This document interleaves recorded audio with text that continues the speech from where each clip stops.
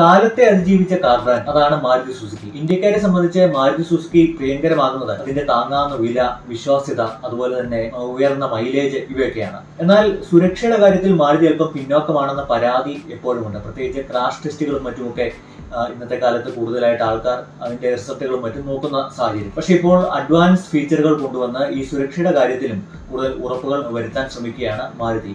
Advance driver assistant systems ഉപയോഗിച്ച Fronx ഇന്തോനേഷ്യയിൽ Maruti നിർമ്മിക്കാൻ ആരംഭിച്ചിരിക്കുന്നു.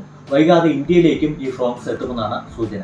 മികച്ച രീതിയിൽ വിൽപ്പന നടക്കുന്ന കോമ്പാക്ട് SUV ആയ ഫ്രോങ്സിൽ ഇപ്പോൾ ലെവൽ 2 ADAS സംവിധാനം കൊണ്ടുവന്നിരിക്കുകയാണ് മാരുതി. ഇന്തോനേഷ്യയിൽ നിർമ്മിക്കുന്ന കാറുകൾക്കാണ് ഈ സുരക്ഷാ സംവിധാനം കൊണ്ടുവന്നിരിക്കുന്നത്. ഇന്ത്യക്ക് പുറമെ ഇന്തോനേഷ്യയിലാണ് മാരുതി ഫ്രോങ്സ് SUVകൾ നിർമ്മിക്കുന്നത്. അന്താരാഷ്ട്ര സുരക്ഷാ നിലവാരത്തിലേക്കാണ് ഇതോടെ ഫ്രോങ്സ് ഉയർത്തപ്പെട്ടിരിക്കുന്നത്. Adaptive cruise control, blind spot monitoring, lane keep assist, rear cross traffic alert, lane departure warning, hill hold control, high beam assist, 360-ഡിഗ്രി ക്യാമറ എന്നിവയാണ് ലെവൽ 2 ADASന്റെ ഭാഗമായി മാരുതി ഫ്രോങ്സിൽ ഉൾപ്പെടുത്തിയിരിക്കുന്നത്. ഡ്രൈവർക്ക് കൂടുതൽ വിവരങ്ങൾ നൽകുന്ന ഈ സംവിധാനം ആക്സിഡന്റുകൾ കുറയ്ക്കാൻ ഉപകരിക്കും. ഇന്ത്യയിൽ നിർമ്മിക്കുന്ന ഫ്രോങ്സിലും വൈകാതെ ലെവൽ 2 ADAS സംവിധാനം മാരുതി ഉൾപ്പെടുത്തുമെന്നാണ് സൂചന. 8,81,000 മുതൽ 15,44,000 രൂപ റേഞ്ചിലാണ് ഇന്ത്യയിൽ ഫ്രോങ്സിന് മാരുതി ഇട്ടിരിക്കുന്ന വില.